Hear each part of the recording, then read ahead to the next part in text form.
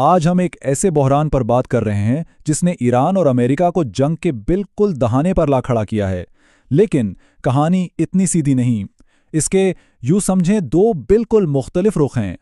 تو ہوا یہ کہ ایران نے اسرائیل کے کچھ بہت ہی اہم یعنی جوہری اور فوجی ٹھکانوں پر ایک بڑا حملہ کر دیا، اور یہیں سے سارا بحران شروع ہوا۔ اور پھر بات صرف فوجی ٹھکانوں تک نہیں رہی، تل ابیب جیسے بڑے شہروں پر بھی میزائلوں کی بارش ہوئی، جس سے یہ تنازع ایک دم سے بہت زیادہ بڑھ گیا۔ امریکہ نے بھی جواب میں بے رحمانہ حملوں کی دھمکی دے ڈالی، اور بس جیسے جیسے یہ کشیدگی بڑھ رہی ہے، پوری دنیا نے اپنی سانسیں روک لی ہیں، اس ڈر سے کہ کہیں یہ ایک بہت بڑی جنگ نہ بدل جائے۔ اچھا، تو آئیے ذرا اس تیزی سے بگڑتی صورتحال کو سمجھنے کی کوشش کرتے ہیں۔ یہاں نہ دو بالکل مخالف چیزیں ایک ساتھ ہو رہی ہیں۔ ایک طرف تو کھلی جنگ کا خطرہ منڈلا رہا ہے، اور دوسری طرف پردے کے پیچھے خفیہ سفارتکاری بھی جاری ہے۔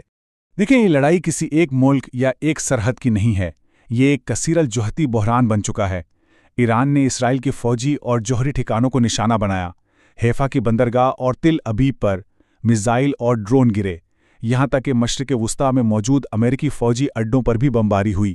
پھر جنوبی لبنان سے حزب اللہ نے اسرائیلی ٹینکوں کو نشانہ بنانا شروع کر دیا، اور اس سب کے جواب میں اسرائیل نے بھی ایران کے کئی شہروں پر بمباری کی ہے۔ تو اندازہ لگایا جا سکتا ہے کہ یہ آگ ہر طرف پھیل رہی ہے۔ لیکن ان میزائلوں اور حملوں کی گونج کے پیچھے ایک بالکل ہی الگ کہانی بھی چل رہی ہے۔ یہ کہانی ہے خفیہ سفارتی کوششوں کی۔ تو آئیے دیکھتے ہیں کہ پردے کے پیچھے آخر ہو کیا رہا ہے۔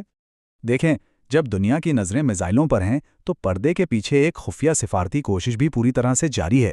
اسے کہتے ہیں بیک چینل ڈپلومیسی۔ یہ ہوتا کیا ہے؟ یہ اصل میں قوموں کے درمیان ایک غیر سرکاری اور خفیہ رابطہ ہوتا ہے۔ ایسے سنگین حالات میں اس کا استعمال کیا جاتا ہے تاکہ عوامی اعلانات کے بغیر ہی مذاکرات ہو سکیں، پیغامات پہنچائے جا سکیں اور تنازع کو ٹھنڈا کیا جا سکے۔ اور یہاں پاکستان کا ایک بہت ہی اہم اور شاید کچھ لوگوں کے لیے حیران کن کردار سامنے آتا ہے۔ ہو یہ رہا ہے کہ امریکہ نے ایران کے لیے 15 نکات پر مشتمل ایک امن منصوبہ پیش کیا ہے۔ اب یہ منصوبہ تہران تک کیسے پہنچے؟ یہاں پاکستان ایک پل کا کام کر رہا ہے، واشنگٹن اور تہران کے درمیان پیغامات پہنچا رہا ہے۔ اور اہم بات یہ ہے کہ ایران نے اپنا سرکاری جواب بھی پاکستان کے ذریعے ہی بھیجا ہے، جس کا مطلب ہے کہ بات چیت کا یہ راستہ ابھی بھی کھلا ہے۔ تو یہ ایک بہت ہی نازک کھیل چل رہا ہے، ایک قدم آگے تو ایک قدم پیچھے۔ دھمکیوں کے ساتھ ساتھ کچھ چھوٹی مگر بہت اہم سفارتی پیش رفت بھی ہو رہی ہے، جیسے پاکستان کی درخواست پر امریکہ نے 2 سینئر ایرانی اہلکاروں کے نام اپنی ہٹ لسٹ سے عارضی طور پر ہٹا دیے۔ صدر ٹرمپ نے بھی 6 اپریل تک ایرانی توانائی کی تنصیبات پر حملے روکنے کا اعلان کیا۔ دوسری طرف ایران نے امریکی تجاویز کو ون سائیڈڈ تو کہا ہے، لیکن ساتھ ہی یہ بھی واضح کیا ہے کہ سفارتکاری ختم نہیں ہوئی۔ اور صرف یہی نہیں، ترکی، مصر اور ملیشیا جیسے دوسرے ممالک بھی اس مصالحت کی کوششوں کی حمایت کر رہے ہیں۔ اچھا، یہ تو ہوئی سفارتکاری کی بات۔ اب واپس چلتے ہیں جنگ کے میاز پر، یہ سمجھنے کے لیے کہ ان حملوں کے اصل میں نتائج کیا نکل رہے ہیں اور اس کی انسانی قیمت کیا چکانی پڑ رہی ہے۔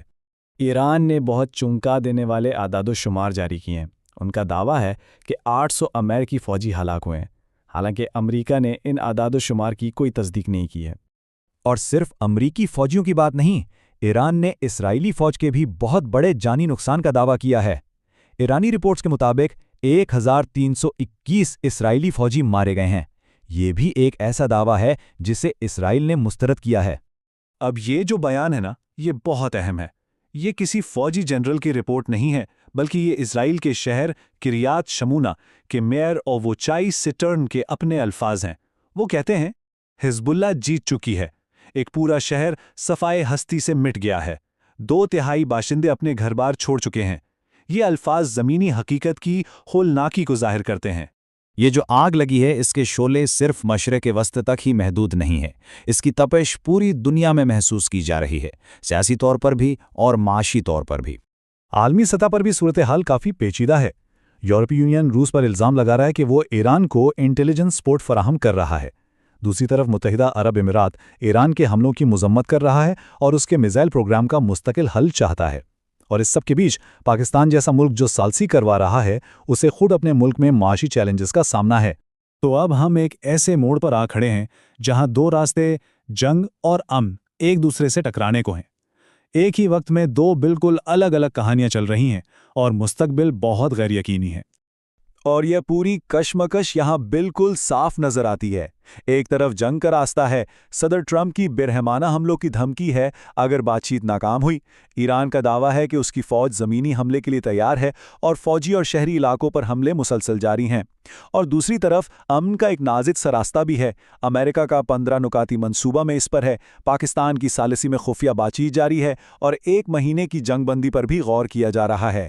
تو پھر سب سے بڑا سوال یہی ہے جو اس لمحے کی پوری صورتحال کو بیان کرتا ہے، جس نے پورے خطے کی قسمت کو داؤ پر لگا رکھا ہے کہ مذاکرات اور میزائل دونوں ہی فضا میں ہیں، لیکن زمین پر پہلے کون پہنچے گا؟